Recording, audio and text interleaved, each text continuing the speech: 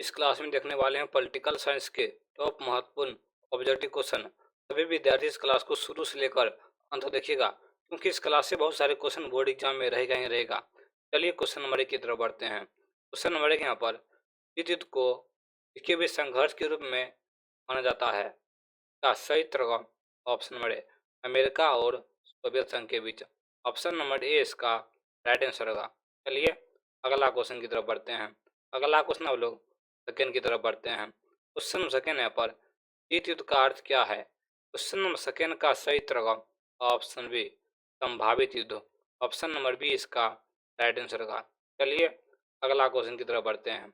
अगला क्वेश्चन हम लोग तीन की तरफ बढ़ते हैं। क्वेश्चन नंबर तीन यहाँ पर, द्वितीय विश्व युद्ध कब समाप्त हुआ था? क्वेश्चन नंबर तीन का सही उत्तर होगा ऑप्शन नंबर ए 1945 में। Option number A. चलिए अगला क्वेश्चन की तरफ बढ़ते हैं। अगला क्वेश्चन हम लोग चार की तरफ बढ़ते हैं। क्वेश्चन नंबर चार यहाँ पर, शीत युद्ध का आरंभ कब हुआ था? चार का सही उत्तर होगा ऑप्शन नंबर ए 1945 में। Option number A. चलिए अगला क्वेश्चन की तरफ बढ़ते हैं। अगला क्वेश्चन हम लोग पाँच की तरफ बढ़ते हैं। क्वेश्चन नंबर पाँच यहाँ पर, महाशक्तियाँ महाशक्ति बनने की और किसके कारण शुरू हुई? का सही उत्तर पूर्व में से सभी कारण से, विचारों की लड़ाई, वर्चस्व की ओर, हथियारों की ओर। ऑप्शन नंबर डी इसका राइट आंसर होगा। आप लोग याद रखिएगा ऑप्शन नंबर डी। चलिए अगला क्वेश्चन की तरफ बढ़ते हैं। अगला क्वेश्चन लोग ए की तरफ बढ़ते हैं। क्वेश्चन से यहाँ पर, सोवियत संघ ने कौन सा देश कूटनीतिक और वित्तीय सहायता दी? का सही तरह युवा ने दिया था। ऑप्शन नंबर बी इसका राइट आंसर होगा। चलिए अगला क्वेश्चन की तरफ बढ़ते हैं। अगला क्वेश्चन हम लोग सात की तरफ बढ़ते हैं। क्वेश्चन नंबर सात यहाँ पर, युवा मिसाइल संकट के समय सोवियत संघ का नेता कौन था? का सही तरह निकिता खुर्चेशव। ऑप्शन नंबर ए इसका राइट आंसर होगा। चलिए अगला क्वेश्चन की तरफ बढ़ते हैं। अगला क्वेश्चन आठ है यहाँ पर, युवा मिसाइल संकट किस वर्ष हुआ था? का सही तरह 1962 में। ऑप्शन नंबर बी इसका राइट आंसर होगा। चलिए अगला क्वेश्चन की तरफ बढ़ते हैं। अगला क्वेश्चन नौ यहाँ पर, युवा किस देश के नजदीक स्थित है? का सही तरह अमेरिका। ऑप्शन नंबर सी इसका राइट आंसर होगा। चलिए अगला क्वेश्चन की तरफ बढ़ते हैं। अगला क्वेश्चन हम लोग 10 की तरफ बढ़ते हैं। क्वेश्चन नंबर 10 यहाँ पर, युवा मिसाइल संकट को अमेरिका चरम बिंदु कहा जाता है? का सही तरह शीत युद्ध का कहा जाता है। ऑप्शन नंबर ए इसका राइट आंसर होगा। चलिए अगला क्वेश्चन की तरफ बढ़ते हैं। अगला क्वेश्चन 11 यहाँ पर, अमेरिका ने किस वर्ष जापान पर परमाणु हमला किया? का सही तरह 1945 में। ऑप्शन नंबर बी इसका राइट आंसर होगा। चलिए अगला क्वेश्चन की तरफ बढ़ते हैं। अगला क्वेश्चन 12 यहाँ पर, अमेरिका ने जापान के किस शहर पर परमाणु बम गिराया? इसका सही तरह हिरोशिमा पर। ऑप्शन नंबर सी इसका राइट आंसर होगा। पहला परमाणु बम हिरोशिमा और नागासाकी पर। चलिए अगला क्वेश्चन की तरफ बढ़ते हैं। अगला हम लोग 13 की तरफ बढ़ते हैं। क्वेश्चन 13 यहाँ पर, नाटो का उद्देश्य क्या है? 13 का सही तरह पूर्व में से सभी, आर्थिक सहायता देना, सैन्य सहायता, शांति स्थापना। ऑप्शन नंबर डी इसका राइट आंसर होगा। आप लोग याद रखिएगा। चलिए अगला क्वेश्चन की तरफ बढ़ते हैं। अगला क्वेश्चन 14 यहाँ पर, नाटो का गठन किस वर्ष हुआ था? 14 का सही तरह ऑप्शन बी 1949 में। ऑप्शन नंबर बी इसका राइट आंसर होगा। चलिए अगला क्वेश्चन की तरफ बढ़ते हैं। अगला क्वेश्चन 15 यहाँ पर, टीटो का मुख्य उद्देश्य क्या था? का सही तरह साम्यवाद का विरोध। ऑप्शन नंबर बी इसका राइट आंसर होगा। चलिए अगला क्वेश्चन की तरफ बढ़ते हैं। अगला क्वेश्चन 16 यहाँ पर, टीटो का गठन किस वर्ष हुआ था? का सही तरह 1952 में। ऑप्शन नंबर ए इसका राइट आंसर होगा। चलिए अगला क्वेश्चन की तरफ बढ़ते हैं। अगला क्वेश्चन 17 यहाँ पर, सेंटो का उद्देश्य क्या था? का सही तरह मध्य पूर्व से सोवियत संघ को दूर रखना। ऑप्शन नंबर ए इसका राइट आंसर होगा। चलिए अगला क्वेश्चन की तरफ बढ़ते हैं। अगला क्वेश्चन 18 यहाँ पर, सोवियत संघ ने नाटो का मुकाबला करने के लिए कौन सी संधि की? इसका सही तरह वर्षा की संधि। ऑप्शन नंबर ए इसका राइट आंसर होगा। चलिए अगला क्वेश्चन की तरफ बढ़ते हैं। अगला क्वेश्चन 19 यहाँ पर, शीत युद्ध के दौरान किस क्षेत्र में खूनी लड़ाई हुई थी? का सही तरह option number A Afghanistan.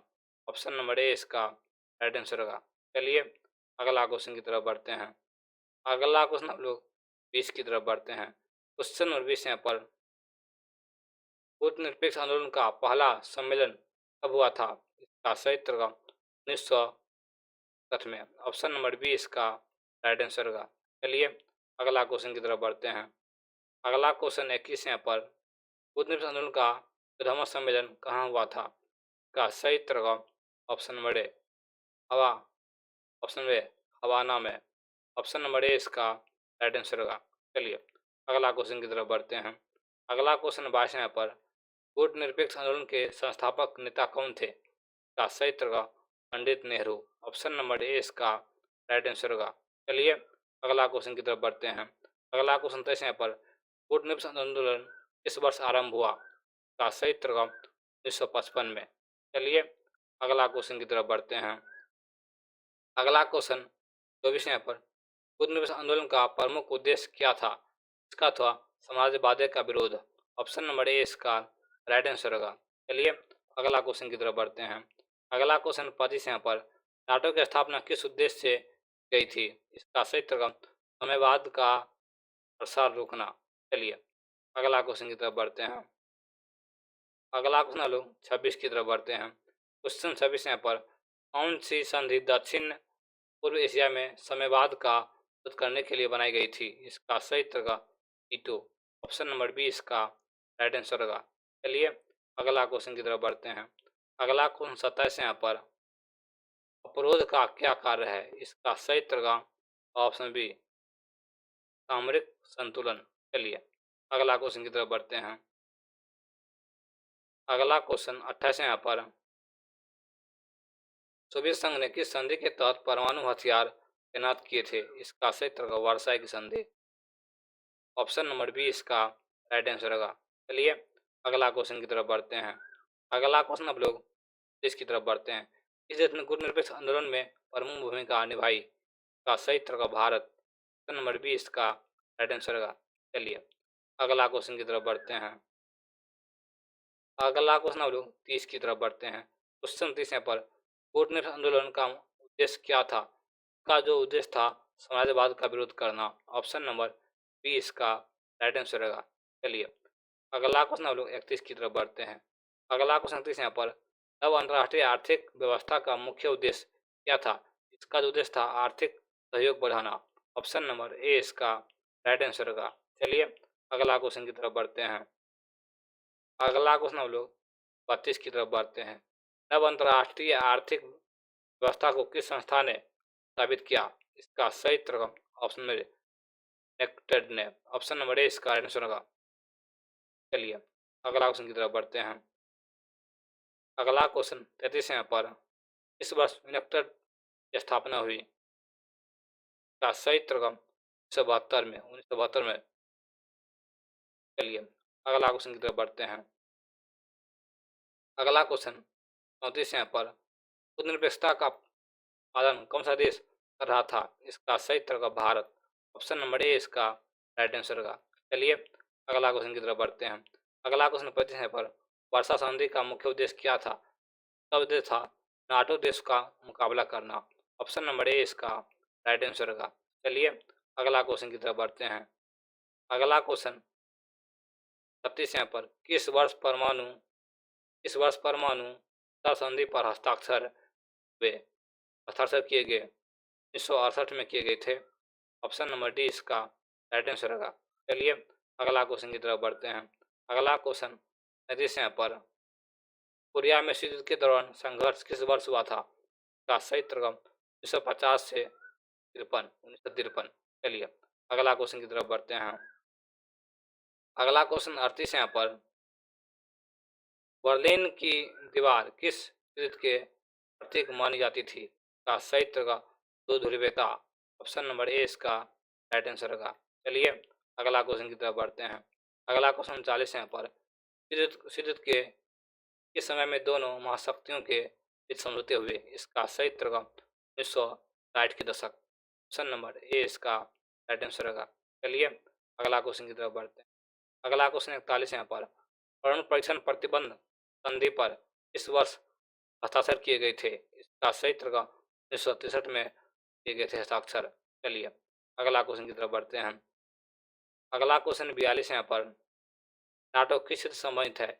NATO जो है उत्तरी अटलांटिक से संबंधित है। ऑप्शन नंबर ए इसका राइट आंसर का। चलिए अगला क्वेश्चन की तरफ बढ़ते हैं। अगला क्वेश्चन 43 यहाँ पर, तो भारत में किस देश ने क्यूबा पर परमाणु मिसाइल तैनात की थी? ये जो किया था सोवियत संघ ने किया था। ऑप्शन नंबर बी इसका राइट आंसर का। चलिए अगला क्वेश्चन की तरफ बढ़ते हैं। अगला क्वेश्चन 44 यहाँ पर, धर्मनिरपेक्ष आंदोलन का पहला सम्मेलन कहाँ हुआ था? पहला सम्मेलन जो हुआ था ये था बेलग्रेड में हुआ था। ऑप्शन नंबर ए इसका राइट आंसर का बेलग्रेड। चलिए अगला क्वेश्चन की तरफ बढ़ते हैं। अगला क्वेश्चन 40 यहाँ पर, अब अंतर्राष्ट्रीय आर्थिक व्यवस्था का उद्देश्य क्या था? क्या था? व्यापार प्रणाली में सुधार। ऑप्शन नंबर ए इसका राइट आंसर का। चलिए अगला क्वेश्चन 42 की तरफ बढ़ते हैं। गुटनिरपेक्ष आंदोलन का दूसरा नाम क्या था? का सही उत्तर का गुटनिरपेक्षता। ऑप्शन नंबर सी इसका राइट आंसर का। चलिए अगला क्वेश्चन की तरफ बढ़ते हैं। अगला क्वेश्चन 47 यहाँ पर, सेंटो किस क्षेत्र से संबंधित है? ये जो है मध्य पूर्व से संबंधित है। ऑप्शन नंबर ए इसका राइट आंसर का। चलिए अगला क्वेश्चन की तरफ बढ़ते हैं। अगला क्वेश्चन 48 यहाँ पर, द्वितीय विश्व युद्ध के बाद अमेरिका किस विचारधारा का समर्थन कर रहा था? का सही उत्तर का विवाद का। ऑप्शन नंबर बी इसका राइट आंसर का। चलिए अगला क्वेश्चन की तरफ बढ़ते हैं। अगला क्वेश्चन 49 यहाँ पर, शक्ति संतुलन का मुख्य उद्देश्य क्या था? ये था किसी देश को अत्यधिक शक्तिशाली बनने से रोकना। ऑप्शन नंबर ए इसका राइट आंसर का। चलिए आप लोग इसका उत्तर बताइए। 50 है पर, तीसरी दुनिया से आप क्या समझते हैं? का क्षेत्र नव स्वतंत्र देश समझते हैं। ऑप्शन नंबर ए इसका राइट आंसर का। चलिए क्लास कैसा लगा आप लोग कमेंट करके बताइएगा। चलिए क्लास को इन करते हैं।